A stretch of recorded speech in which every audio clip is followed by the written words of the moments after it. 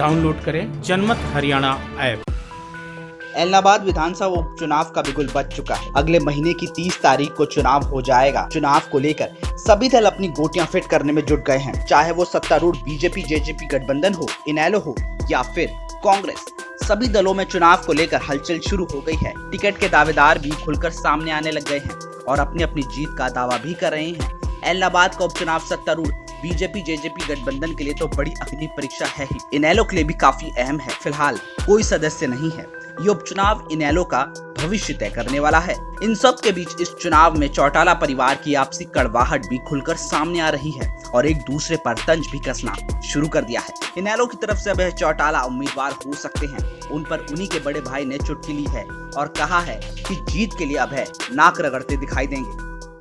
चुनाव घोषित हुआ है और अगर इनको इतना गुमान है तो वो फील्ड में आप देख लेना, फिर वो वोट मांगने जाएंगे, एक दरवाजे पे नाक रगड़ेंगे, एक नहीं रगड़ेंगे, एक मतदाता से संपर्क करेंगे, एक नहीं करेंगे। अगर इतना गुमान है तो फिर इस तरह की बात करते ही क्यों हैं। वहीं अभय चौटाला अपनी जीत के प्रति आश्वस्त दिखाई दे रही हैं और कह रहे हैं कि एलनाबाद की जनता सत्तारूढ़ बीजेपी जेजेपी गठबंधन उम्मीदवार की जमानत जब्त कराने का काम करेगी। अब जब चुनाव होगा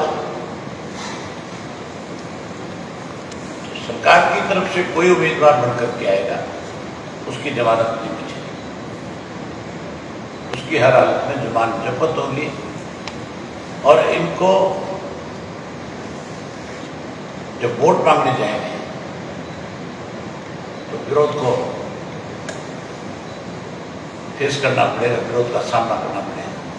इस इलेक्शन के ऊपर अपनी टिप्पणियां दे रहे हैं, आपके माध्यम से उनको खुल करके कहना चाहूँगा कि वो स्वयं इस चुनाव में आए, स्वयं इस चुनाव को लड़े, ताकि एलनाबाद के लोग उनकी तसल्ली कराएं, उनके भी कोई गलत फहमी नहीं। बीजेपी जेजेपी गठबंधन की तरफ से अभी फाइनल नहीं हुआ है कि कौन से दल का उम्मीदवार चुनाव लड़ेगा। दोनों के बीच कश्मकश तो चल ही रही है। मनोहर लाल सरकार को समर्थन दे रही हलोपा ने भी ताल ठोक दी है कि सिरसा से विधायक गोपाल कांडा के भाई और हलोपा नेता गोविंद कांडा भी बड़े दावेदार बनकर सामने आए हैं। वो कह रहे हैं कि अगर उन्हें मौका दिया जाता है तो वो बीजेपी के सिंबल पर भी चुनाव लड़ने को तैयार हैं।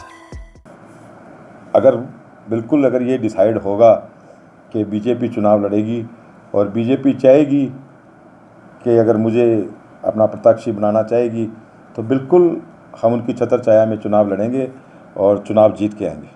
चाहे मैं हलोपा से लड़ूं या भाजपा से लड़ूं, मेरा मुकाबला किसी से नहीं होगा। आपको दिखा दूंगा मैं, और समय भी दिखाएगा और आप भी देखना, आपसे भी यहीं रहेंगे, मैं भी यहीं रहूँगा कि मेरा मुकाबला किसी से भी नहीं होगा। मैं बिल्कुल बहुत भारी मतों से हम जीत कर आएंगे। वैसे भी तय है कि कांग्रेस और इनेलो दोनों दल जाट उम्मीदवारों को मैदान में उतारेंगे। अगर बीजेपी गोविंद कांडा को मैदान में उतारती है तो एलनाबाद का उपचुनाव भी बड़ौदा की तरह जाट और नॉन जाट के मुद्दे पर होने की पूरी संभावना हो जाएगी, जिसका फायदा सत्तारूढ़ गठबंधन को भी मिल सकता है। वहीं कांग्रेस की तरफ से हाल ही में बीजेपी से कांग्रेस में शामिल हुए पवन बेनीवाल भी कांग्रेस के टिकट के दावेदार हैं। उन्होंने बाकायदा तैयारियां भी शुरू कर दी हैं। वैसे भी अभय और पवन बेनीवाल के बीच 36 का आंकड़ा रहा है। अभय पवन बेनीवाल पर गंभीर आरोप भी लगाते रहे हैं। फिलहाल की स्थिति में पवन मानकर चल रहे हैं कि वो बड़े आराम से एलनाबाद का रण फतेह कर लेंगे। साथ में ये भी कह रहे हैं कि अगर कोई और भी कांग्रेस का उम्मीदवार होता है तो उसका भी वो जरूर साथ देंगे। मैं कांग्रेस से जुड़ा हूँ और मेरे को उम्मीद है मैं टिकट की दावेदारी करूँगा। अगर कांग्रेस की टिकट मेरे को मिलती है तो ये चुनाव बहुत ही रोमांचक और कांटे की टक्कर के चुनाव होंगे। किसान आंदोलन, निश्चित ही किसान आंदोलन एक बहुत बड़ा मुद्दा है और जो मैंने भी किसानों को लेके भारतीय जनता पार्टी छोड़ी थी। देखिए जी, ये तो वक्त आएगा, वक्त बताएगा किसकी जमानत जब्त होती है और किसकी बचती है और कितना के वो अपनी जीत के प्रति आश्वस्त है।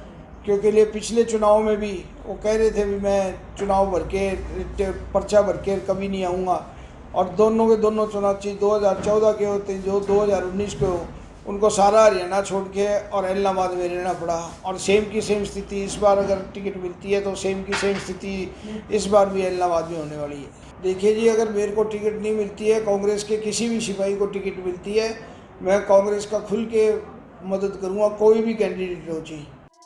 प्रदेश में इलाहाबाद का उपचुनाव ऐसा पहला चुनाव है जो किसान आंदोलन के बीच होने जा रहा है। इसके नतीजे ये भी बताएंगे कि किसान आंदोलन का चुनावी राजनीति में वास्तव में कितना असर है।